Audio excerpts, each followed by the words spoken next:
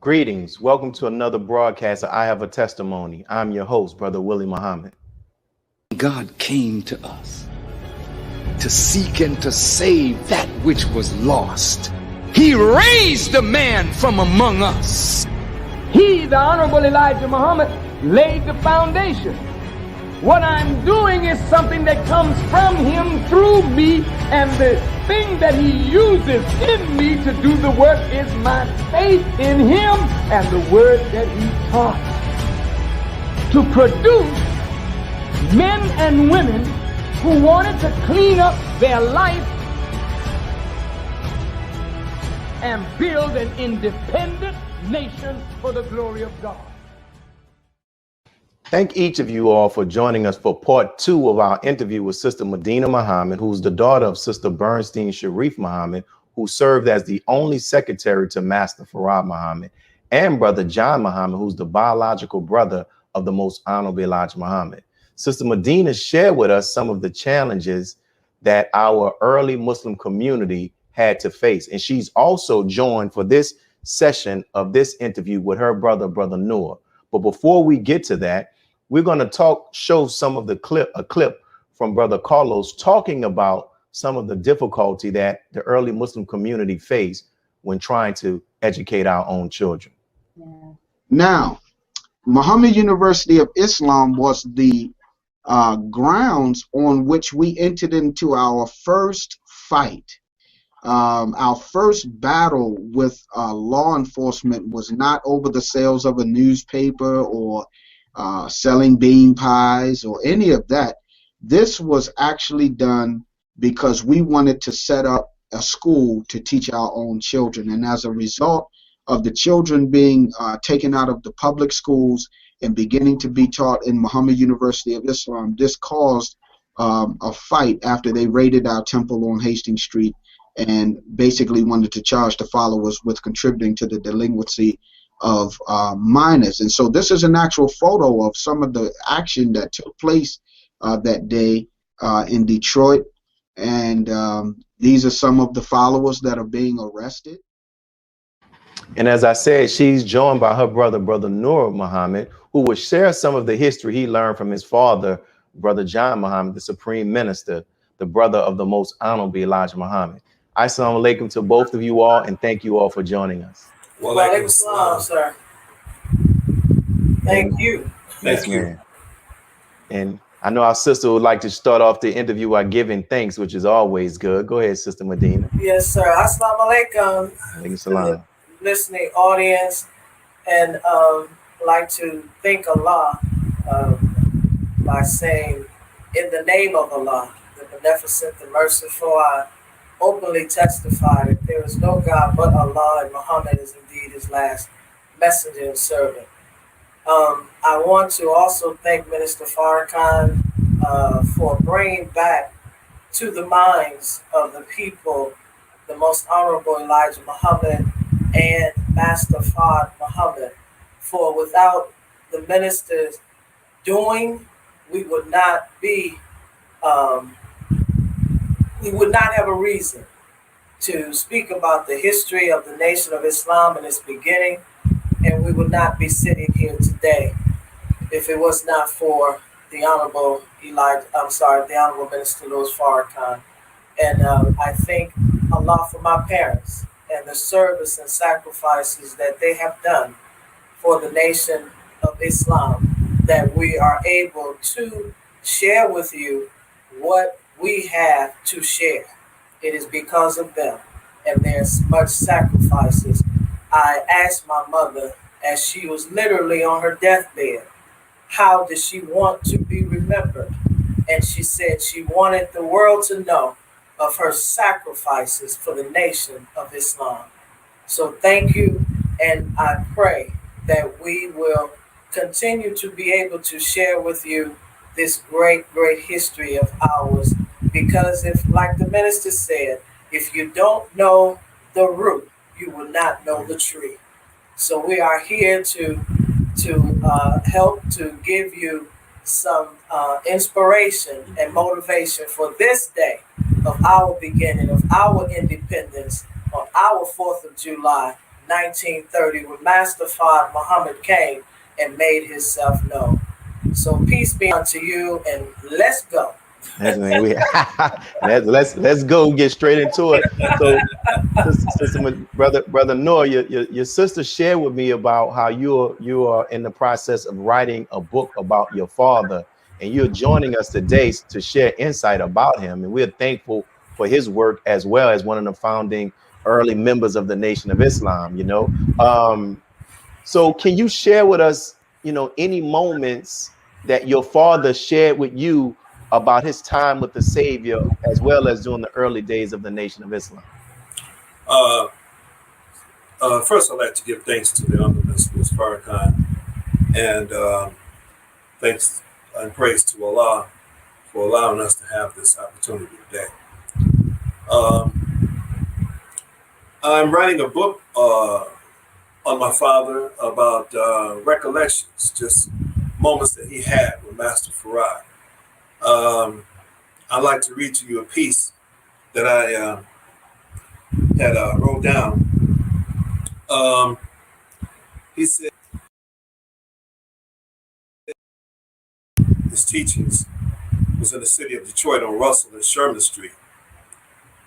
He rented a hall, the UNIA Hall. Some people say Marcus Garvey took his teachings and the Master Farad took his teachings and mixed it all up and gave it to us, but no, he didn't. That was where the Honorable Marcus Garvey was at, at that time. He was there. So he used to play on the hills there where he was a child with a skate box, where that building was at. He said, so I go there after Master Farad Muhammad came and heard him. He said, I stayed there all night long. I liked what he said. He said, I like what he said. I liked the knowledge that he had. It was different from what he was learning in school. Nobody told him about being a nation of people in the days I went to school. 1923, I went to school right there at that corner. The school was called the Cabram School. I lived at Clinton Street between Russell and Revolve. I went to the temple there to hear Master Farad Muhammad. I have heard about him, my brother, the messenger, my father, and others. My brothers, we went there and sat there all night long. So one night, it came a storm while we were sitting there. Some of the people got afraid. Every time lightning, they would jump. He looked at them. Master Farad looked at them and said, don't be afraid. That's nothing. It's only cold air and the hot air meeting. And when they meet, they make a light. And after the light, you hear the noise, which is the thunder. He said, don't be afraid. You can do that. We sat there and got a little bit eased, he said. It was long before the storm was over. When it was over, we were still listening to Master Farad teaching the history of the 6,000 years of white people being birthed on this earth. Then, after that, we began to work for him to get people of our kind to come to the temple to hear this man from the East. He said to us, he was born in the holy city of Mecca.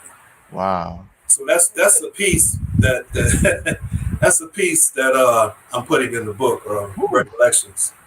So he said a lot of things about Master Farad, and his experiences, and how he healed him, and how he became a minister. And, wow.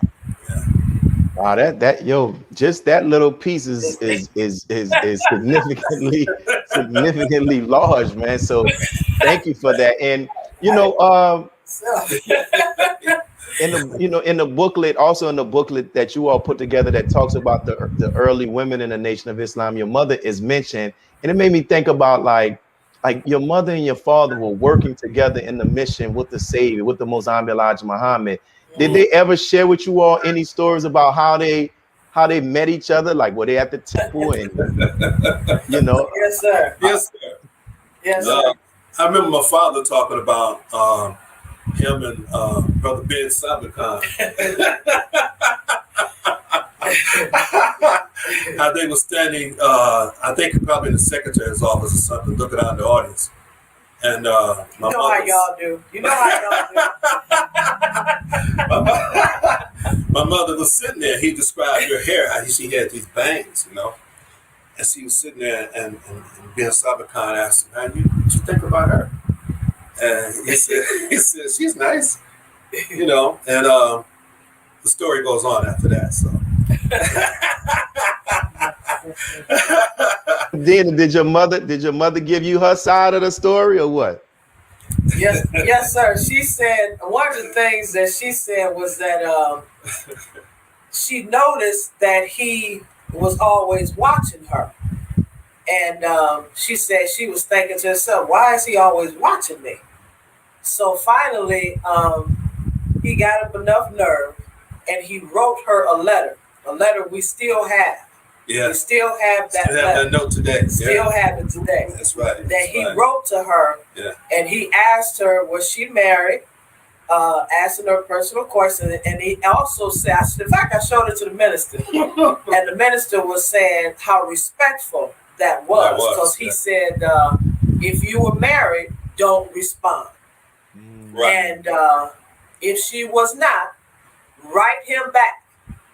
He gave his address and everything in the letter, and said, write me back and let me know.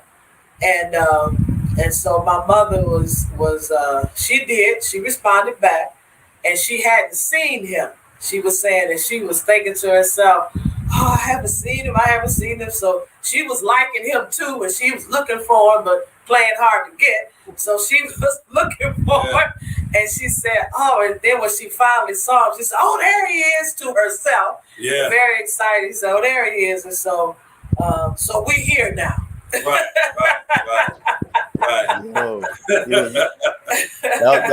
That was before the text messages and social media. He hit her off with that letter. So look, we're coming up on our first break already, but when we come back, I want to talk to you more about, because you mentioned it to both of you all, about the sacrifices of your parents, whatever you all can share about that. But that story right there, y'all didn't. We early in the interview, y'all done already dropped 2 jewels. My goodness.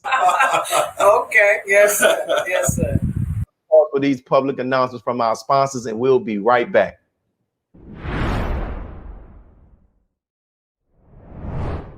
And we're back, brothers and sisters, with the dynamic duo. We have the brother and the sister, and what they just shared is like the story. How the father and the mother met, just beautiful story, and even with principles that we can learn a lot and use today. Now, you spoke about, and both of you all can share because you experienced this, just the sacrifices of your mother and your father. Sister Medina talked about in part 1 about just how some of your siblings were actually taken. So what was your sacrifices? Because your mother said she wanted to be known, her legacy. Yes, sir. She went through much as a woman coming up in the nation and dealing with, she was the first one of the first 9 laborers, and she was the only female. So that was that's a sacrifice within itself. All the rest were men, and she was the only female. She mentioned, I can recall her mentioning how she was folding papers, because back then in 1930, early 1930s, the type of typewriter that she had to use, a typewriter, to type. It had no letters on it. She was typing 98 words submitted with a 95% accuracy. That's what she graduated with from. I think I got the number. And she graduated from high school with that type of skill. And then the kind of typewriter. The kind of typewriter She had to really use her strength. Yeah, to push those buttons down. They said the keys were really hard. They were real hard. Real hard. So and then there was no copier. There was no copier. No copier. Yeah. The best she could have is a little carbon piece between two pages. Yeah. And carbons will wear out. She got to get new ones. Right. So then she had to cut if she wanted maybe two things that she's trying to type. It's on the same page, so she's trying to do two, cut that in half, and so she didn't do that properly, so it was a little raggedy on the end, and which is spoken about in the book, and how Master Farad handled her with that, and he asked the brothers, because she was making copies for them, and he asked the brothers, "Do you all want a copy of this? It looked like the dogs were chewed on." Right. And of course, she said, of course, they're going to say no. And so he said, well, they don't want one, and then you keep this. This for you.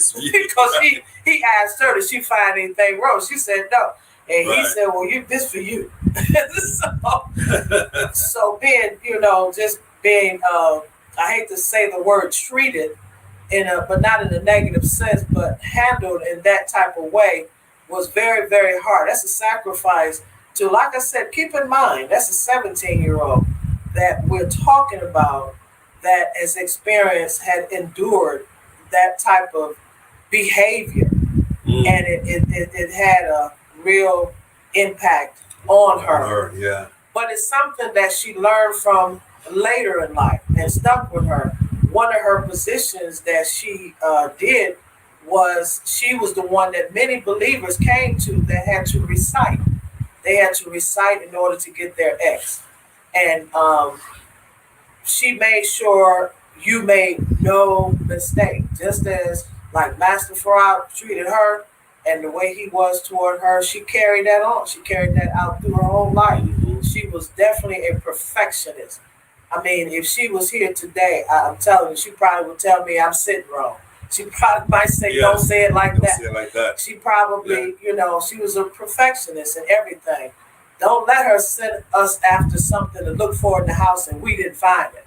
Oh my God. If she come find it, I'm telling you, it's right there and you don't find it. If it was a snake. If it was a snake, it would have bit you. And I mean, it's so much, but those type of training to us, because that's what it was, to make us better people. That's right. Today in our adult life. So the sacrifices, one of the biggest ones was the children taking. Right. I don't know if I have enough time. I'd like to go through that just kind of quickly and briefly. But when the children were taken and they came to the house one morning and the children were in the bed, and the lady that came to the house had told her that she was going to go upstairs and get the children herself. Right. And she said, no, I will get them. Mm-hmm.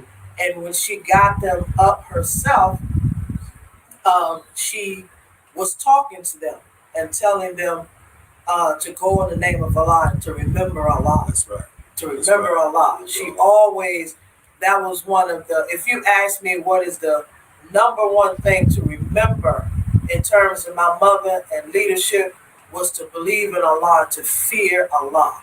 Fear Allah. That's right. Always. Allah was always number one. Remember Allah much. Whenever we left the house, go in the name of Allah. Wow. Always Allah. Always. Allah. And she was it was just a demonstration of her strong faith that she would go take her own children and hand them, her babies, her younger children, and at the same time being 7 months pregnant with her 12th child. On a strict diet. Yeah. Wow. She hands her children over to the enemy. Mm-hmm. What a woman. That's Oh my goodness. And she couldn't call nobody. She said, Whew. can I call my husband? Can I call my minister? Can I call somebody? They Only wouldn't let Allah. her call nobody. Whew. What a woman. What a woman. And when And I often ask people today, is that a sacrifice you would make for your faith? I don't know if many can do that. And it's interesting. I've never met your mother, but when I was talking to you, by looking at the images that you sent, the pictures of her, I can see her strength from the way she stands. I can see it. And even I saw some pictures. I was like, one of them, it looks like her eyes are closed, but I saw another one. She's one of those people that when she smiles, her eyes close, like her cheeks are, and it's, I was like, wow, that's something. So, Brother Nur, any words you want to share about the sacrifices as well? Beautiful job too, Sister Medina. Oh my goodness. Yeah. Alhamdulillah. Thank you. Thank you. Well, I've often heard talk about the hours she spent typing. Yeah. You know, I asked her a few times when she was typing. I said, "Ma, how are you able to look at paper and your hands are here? You're doing this and have a conversation with somebody. Yeah. And that was just so amazing to me, you know. And we would sit around and talk about it as children, you know. How was she able to do that? Yeah. So I found out also that she couldn't use the modern typewriters.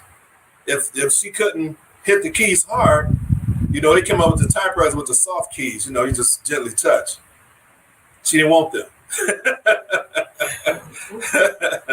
So she often talk about her hours. She, you know, working and making those copies. Yeah. After she did the copies, she would also teach school. She would teach different students student enrollment. You know, they would come to her and recite the student enrollments as believers. She did so much, man. You know, she did so much. Praise be to Allah. Listen, praise be to Allah. And my appreciation for her, even from started with reading the booklet, but hearing what you all are sharing even more so. You know, I just saw a brother, one of the responses, he said he didn't even know Master Farrakhan Muhammad danced. This is how significant what you all are sharing is to our nation. It helps us to be balanced. And my question, like, did you all like growing up, like you ever asked your mother any like questions specifically about Master Farrakhan Muhammad or the Most High Elijah Muhammad? Oh, Yeah. I asked her mother one time, where did he stay? And she told me he was way out. She said he would come pick me up and we'd go way out, Woodland, way out somewhere. And I found out from my father, he stayed in Ferndale, you know, and they went there for a picnic one time. Yeah, that's right. They went there for a gathering and they played baseball and stuff. Yeah, they often talk about that time. Wow. In Ferndale, I'm gonna drop another on you for the listeners. You guys are the tag team. Yeah, we tag team. Because when you mentioned Ferndale, it brought something else. Okay. That to say real quick. Yeah. Ferndale was one of the locations of. There was a Caucasian brother.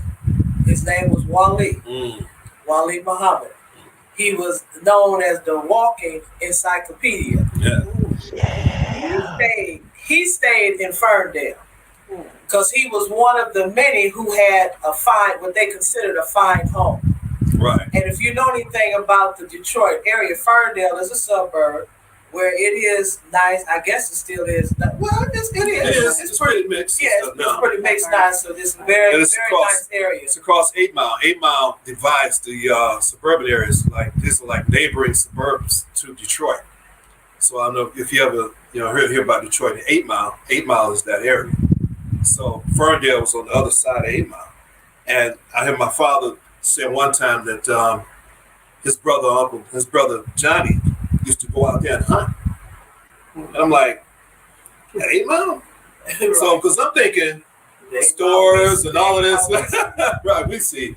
And, so that goes to show what type of neighborhood that was back then. If Master Farrakhan stayed in Ferndale, they That was a very secluded area.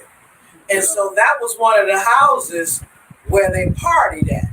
Right. They went there. Yeah. And it's interesting, sister. I forgot about that because I remember reading this, and then when you said it, it brought it back up.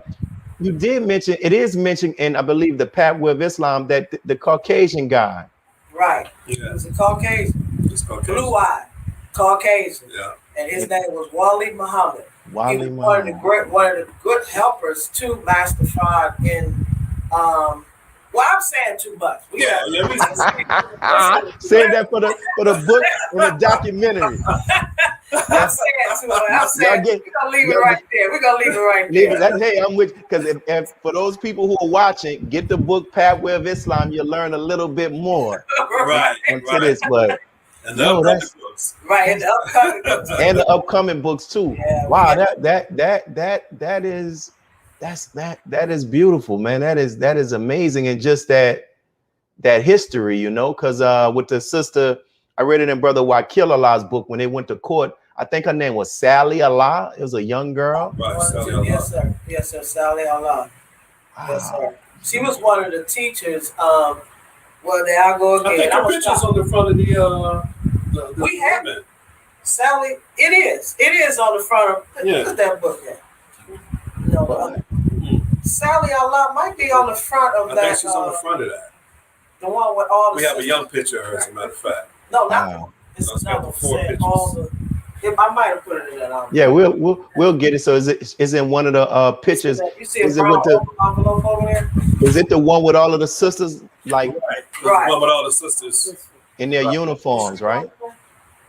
No, she's not. She's not on here. She's not on here. She's not on. Wow. Yeah.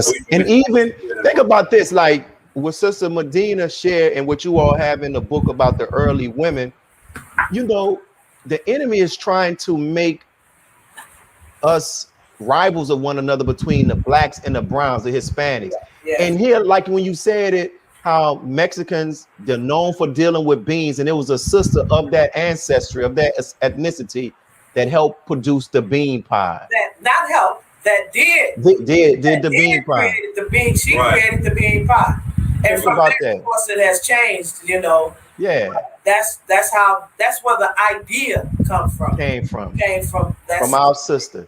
So, y'all listen. I'm telling you, even is a lot, y'all. Is what y'all sharing is so many jewels. I can imagine when people who hit it, they're like, wow. But it helps us to understand our nation. So we coming up on our first break, and we'll be back with our dynamic duo. Lord have mercy, and to continue this great interview. Stay tuned for our public sponsors. And we are back with our guests, and I so hope, inshallah, that we have the opportunity to return to having an in-person Savior's Day to witness and engage in more of the historical archives. But thank you all. Now, and this is a question I'm glad that I had the opportunity to have you all, because I would always see this picture, and in fact, I thought it was the Honorable Minister Louis Farrakhan visiting one of these musicians that he looked up to, until I found out, no, that's the Most Honorable Elijah Muhammad's brother, right? So can you all share with us, I don't know if you all were there, just whatever you know about this meeting and just this picture. Okay, yes, sir. Earlier that day, and yes, sir, we were there. It was a house full, actually. Right, full, actually, yeah. We were there. Earlier that day, the minister came. In fact, he was in Detroit for about a week, and he was traveling to different places, speaking, a couple of churches. He went even into the Dearborn area and spoke to Muslims. He spoke that night. Yeah. Yes, that's right. He spoke that night. And he wanted us, he requested a meeting. This was in October of 2002. Mm-hmm. And he requested a meeting with as many of the Muhammad family in Detroit that he could get. Right. My brother, who we just mentioned, is not living anymore. He's returned to Allah. May Allah be pleased with my brother Fard Muhammad. Yes. And the minister's son Joshua helped to coordinate everything. Right. And so we had a meeting at the hotel with the minister. We sat down probably about 3 or 4 hours, And the minister said he wanted to see my father. He said, I want to see Dad. And so he was able to come to the house and visit with my father. So when my father came to sit down, the minister asked him where was his favorite seat in the house. He said, in my room. And so he was serious. And he was serious because that was where he was at. A lot of times was in his room. He was in his room. And so so my dad sit down on the couch, and the minister said, I'm going to sit right here. So he took the floor. Right. And he said, so they had a beautiful conversation between the two of them. And it was good to see because, like I said, the minister really wanted to see him. And my father had expressed that he had went to Chicago recently, and he was looking for him at the Salam restaurant. And he had said that, so the conversation, the way that picture looked, it's just that it looks like there was nobody else there. Right. They were so engaging to each other, and they both shed tears. With the words that they were speaking to each other. That was a beautiful moment. And he said, he told my father, well, he said, no, Dad, you sit on the couch, I will sit on the floor. And he said, the old is for counsel. He said, the old is for counsel. He said, I'm here to seek counsel. He said, the old is for counseling. And it was a beautiful moment. There were other things said, but I'm not going to, I don't know if I should. Gotcha. I got you. So I'm going to leave it right there. I understand. It was a beautiful conversation. Yes. Listen, I would ask the minister first before I would go any further. Listen, what you shared already is if I don't hear anything else, just what you shared already is beautiful. And Brother Nur, you have any recollections you want to add? Stuff that you can share? Not at this time. Because we had a good long meeting with the minister that day at the hotel. And good. One of the things he talked to us about was the history. Oh yeah. And I'm glad that you look how Allah's working, because that's my next question. Like can you share for those who are watching this, both of you all, like the minister's joy and excitement and the value that he sees in the archives and in the history that your family has made it possible for us to have access to? He had we had another meeting with him about the history, the documents, all of the things that we have. And me and my sister had went to Chicago, and we laid everything out for him to take a look at and just walk and just gaze and speak his mind. And we had a great time that day too. The main thing he said was to share with the believers, and I'll just leave it like that. So he told us to make sure. He told us a couple of things really, and one of the things I would like to let everybody know too. He said he spoke with us on many occasions, about 4 times, just the family, and the importance of us sharing the history, because he said that, in fact, that day, October, the same day he sat with my father, he said that that there were many believers coming into the nation that had questions about the history. He said they're asking questions that even I can't answer.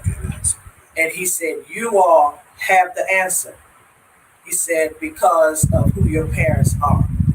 So he said, at that time, I'm going to tell you the truth, I wasn't even going to the mosque. I was still a Muslim, but I was not active. And a few of us sitting there, we was not active, because once the separation came, and once the messenger departed or died, or however way it went or supposed to went, everybody just kind of stood still.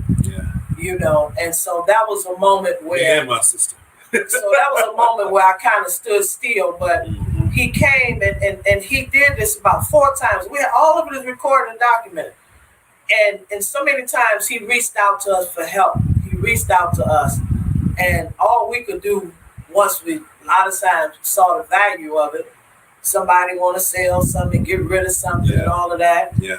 But the minister said, "You all are the caretakers of it." Mm-hmm. Caretakers. He said, "The only thing I would like to see is sometime I may have questions."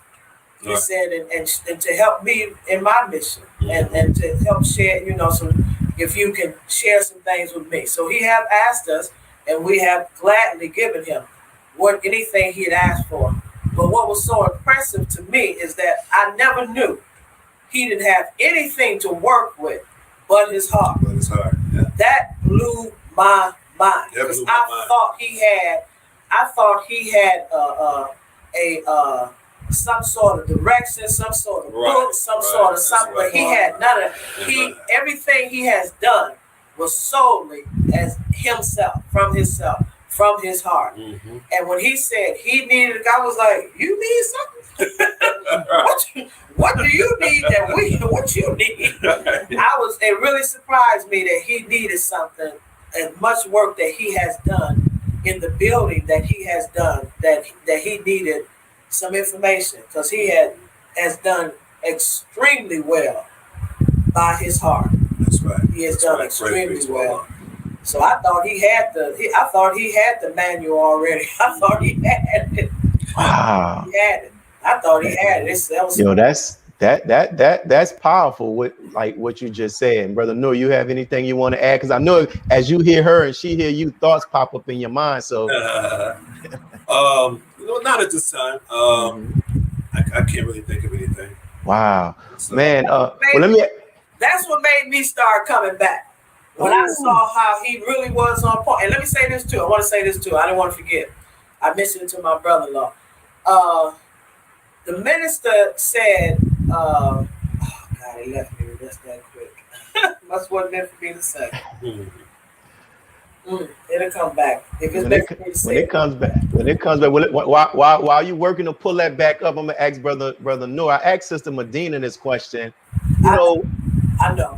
You got it? Go ahead. Go ahead. I asked my father before he left, and when he was in I Felt Sound Mind, I asked him before I really started coming back, being active in the nation.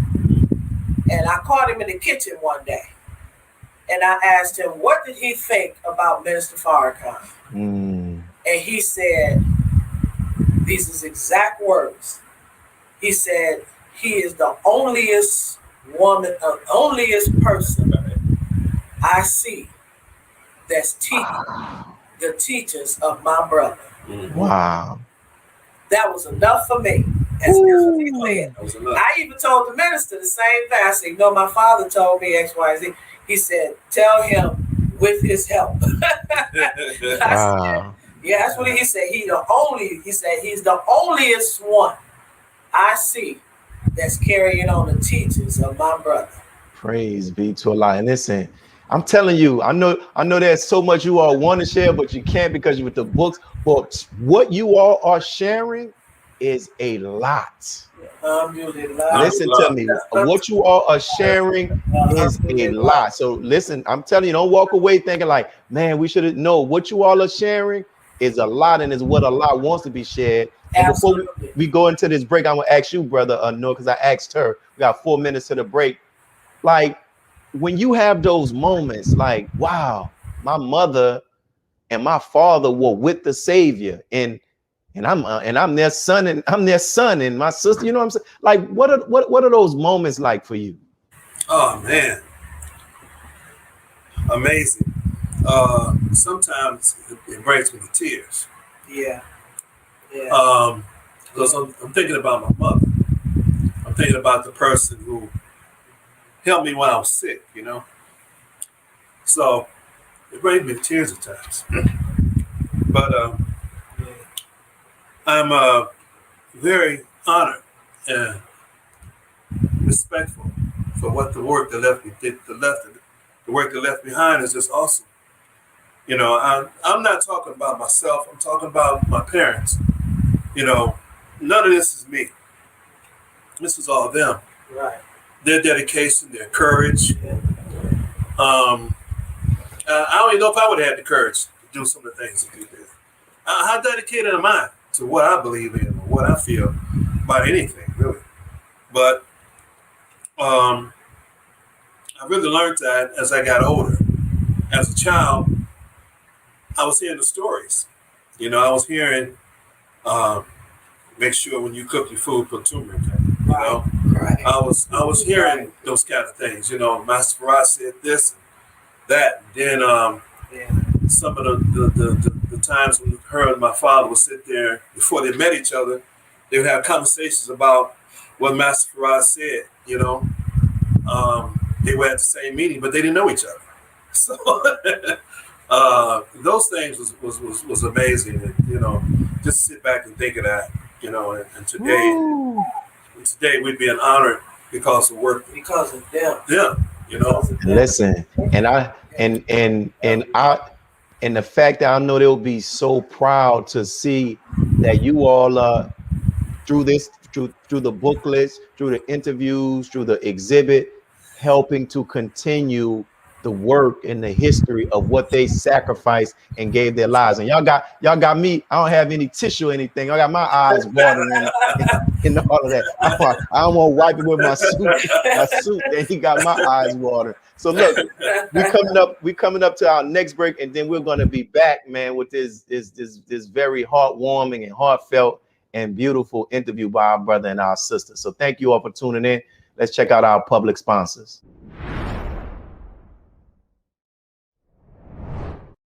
We're back. My eyes have the moisture has like dried out, so I can carry on. We're back with our brother and our sister Medina and brother Nur. And the question I want to ask both of you all, because I think brother Nur, that's when I believe I saw you at Saviors Day doing one of the exhibits. Can you all just share more about the feedback that you all get from believers when you were there in Detroit doing Saviors Day with the archives? And I saw Sister Medina, you've actually done some at the actual mosque there in Detroit as well. Can y'all talk about those experiences and feedback? Oh, we was looking at that picture. Yeah. He just showed the brother that hooked up our website. Yeah. Oh, that's him. We found it. Eric Majette. All right, Eric, we shouting you out. All right, shouting them out. We just found that on. I thought that was just somebody visiting Saviors Day. Look how a lot works. That's right. That's right. Part of the team, Actually, yeah, he was right next to us at the exhibit. He had some items that he had brought to the exhibit also. Yeah. So I'm sorry. What was the question again? Because just like in regards to, like, I've seen pictures of you giving, like I saw it was Mother Khadijah and some of the Farrakhan family. Just like what the feedback that you all get from people outside, inside the nation, the family, everybody. Go ahead. The feedback, actually, brother Willie, is what gives me the motivation to move forward. It shows me that I'm in the right place and I'm doing the right thing with what we have. The feedback is heartwarming. I've seen people, and I mean I've seen men, read the handwritings of Master Farrakhan, looking at the pen that he actually used, the handkerchief that he had given to my mother, the gifts that he had given to my mother, and I've seen the response of people, and I'm like, wow. And I'm talking, and I'm looking at the people, and the same thing happened with the minister. We sit down with the minister, and I'm just talking, and he said, wait, hold it. He said, you giving me goosebumps, hold it. Yeah. I'm just saying it like, but sometimes you don't know the effect you have on a person until you get in their space. Right. You have to get into their way of thinking, their feeling, and what we have affects their life. Because this is not some little mediocre little nothing. This wasn't just no mister that came to North America with the Holy Quran and raised the Honorable Elijah Muhammad, clean him up. That's right. An alcoholic man. That's right. He went to the worst Yeah. to show the powers. That's what Allah does. That's what God does. And he went and he came and raised the Honorable Elijah Muhammad. Who he himself said that he was so far in the mud, all you can see is his eyes. That's right. So you gonna call a man like that a mister? Right. He's more than a mister. He's more than a mister. Now you call that to an average man. Right. Master Fard was not an average man. That's right. God's presence was there. It was there. That's obvious for the work that's done. Give him what he is due. That's right. He mastered. That's right. Master. People go to college to get a master's degree. They want to be recognized That's right. for that master's degree. That's work. Although they can't compare to the Master Fard Muhammad. That's right. He's more than a man. That's right. He's more than a master. That's right. That's right. He's more than a master. His work still lives today. Look at the people today. So when we in the exhibit and I see a Chinese and I see a European, I see people who are Caucasian and they say Assalamu alaikum. That's right. And they are Muslim. And they are Muslim under Minister Louis Farrakhan in the Nation of Islam today. I say, wow. That's right. That's and right. then they look at me and they say, and this is your mother. And this was your father. And they say, well, how do you feel? Can I take a picture? And I'm saying, who am I? Who am I? Who am I? Right. But I am the closest they can get to what they really feel and who they really feel, what they feel about.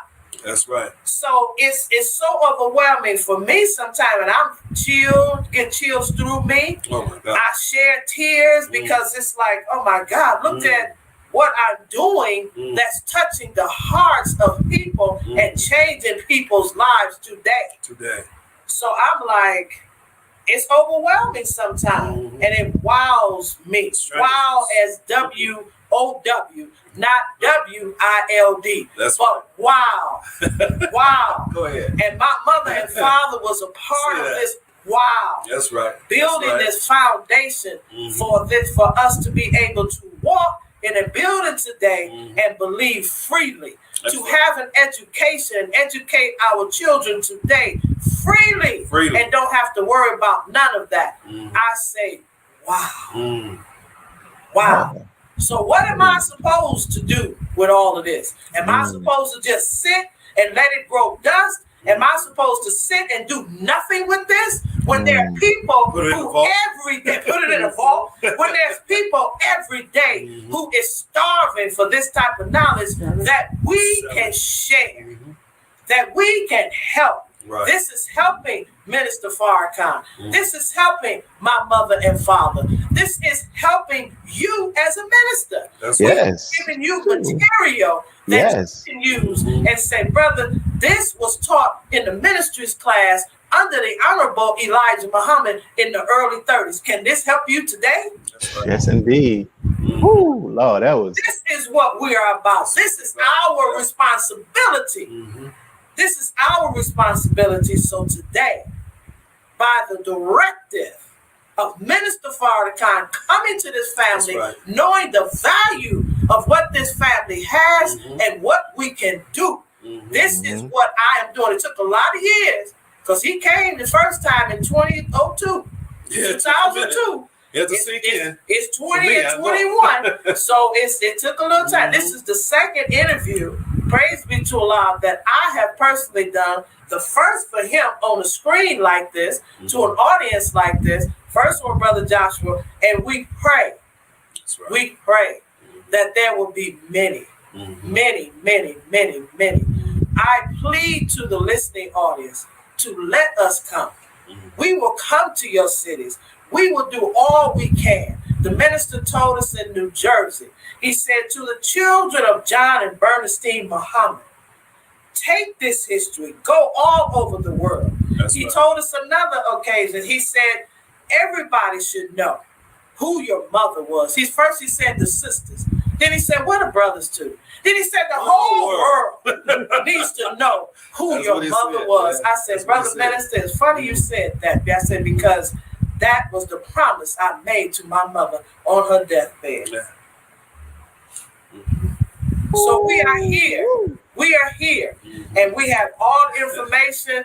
You can contact us. We ain't funny style. We need to do what we need to do so that Allah will bless us like he is blessing my parents. And I keep pointing back there because there's a picture behind me. I'm seeing them. I'm seeing them. Yeah. You see I'm it? seeing them. And I'm seeing them. I took They that here. one myself, Brother Willie. Huh? So I keep You took that one yourself, huh? Yeah, I behind took that one us. myself. So they are behind us and they are pushing us, and we're being reminded as I look at the screen and I'm looking at them, and we're being reminded of our responsibilities that what we're supposed to do for the world and the community, so that when we go to Allah, That's right. we can say, when Allah asks us, "What did you do for my people?" we can say what we did. Yeah, this is right. very important. And brother Nur, you have anything to add? After that, She dropped the mic, huh? His name means light, but I guess it's all shining this way, right? That's what I'm shining. He put it on me. Man, listen, whatever I can do to help you out the documentary with the book, man, please let me know. I'm gonna reach out to, I know other student ministers who look for opportunities for believers to, to have interaction with people such as yourselves with this history. I'm going to put the name out and say, listen, especially with this modern technology, you know what I'm saying? Right. And to be able to do it, because what you all have shared is, trust me, is a lot of people don't know. That's right. A lot of people, because we come to Savior's Day, everybody is ripping and running, going to post. And some people never get the opportunity to step foot in the exhibition, which they should. But I guarantee, I hope that they see this, people are gonna know, make sure you stop. So, and once again, tell people how they can get access to the booklets and get in contact with you all, the website. We have first we have the email address. The Reformer 1932 at gmail.com. We have the website, the NOI Reformer.com. And then we have the phone number, 707 Reform 1. Reform 1. Yes, sir. But everything is on the website. If you go to the website, everything is there. Everything is there. The NOI Reformer, right? The NOI Reformer.com. Yeah. I just learned we just learned it this morning. Yeah, listen, but and people, listen, I'm posting and we're posting and people are going to see this.